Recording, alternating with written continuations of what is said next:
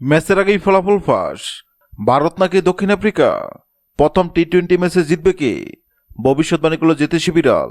ভারত বনাম দক্ষিণ আফ্রিকার মধ্যকার প্রথম টি-20 ম্যাচে কোন দল জিতবে তা নিশ্চয় আগাভাগে বলে দেওয়া সম্ভব নয়। তবে এবার সেই কঠিন কাজটি করে দেখাবে অ্যাকিলস নামের একটি বিড়াল। প্রথম টি-20 ম্যাচের আগেই ফলাফল নিয়ে ভবিষ্যৎবাণী করবে অ্যাকিলস।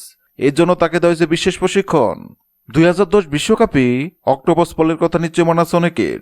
একের পর এক চমকপ্রদ ভবিষ্যৎবাণী করে দক্ষিণ আফ্রিকা বিশ্বকাপে ভিন্ন এক রোমাঞ্চ ছড়িয়েছিল পল।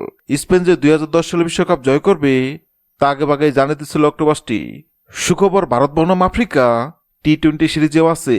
টি-20 সিরিজে জয় তুলতে প্রস্তুত সাদা রঙের বিড়ালটি।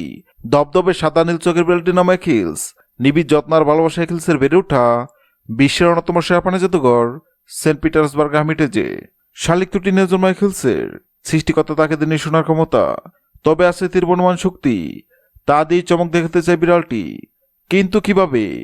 প্রথম টি-20 ম্যাচ চলাকালীন অ্যাকিলসের সামনে 2 পাত্রে খাবার রাখা হবে। পাত্রের সঙ্গে লাগিয়ে রাখা হবে 2 দেশের পতাকা। অ্যাকিলস যে পাত্রে খাবার খাবে বোঝা যাবে সেদিন ওই ম্যাচে বিজয়ী হবে পাত্রের সঙ্গে রাখা যে দেশের পতাকা, যে দেশটি।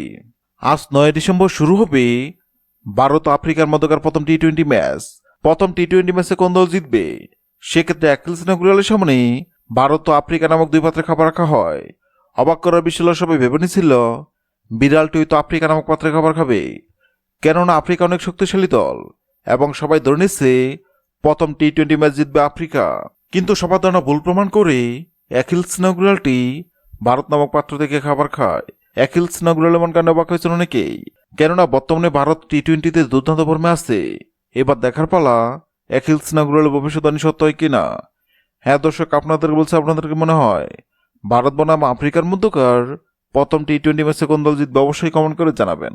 ভিডিওটি ভালো লাগলে লাইক দিবেন এবং সাবস্ক্রাইব আমাদের চ্যানেলের সঙ্গে থাকবেন। ভিডিওটি দেখার জন্য আপনাকে অসংখ্য ধন্যবাদ।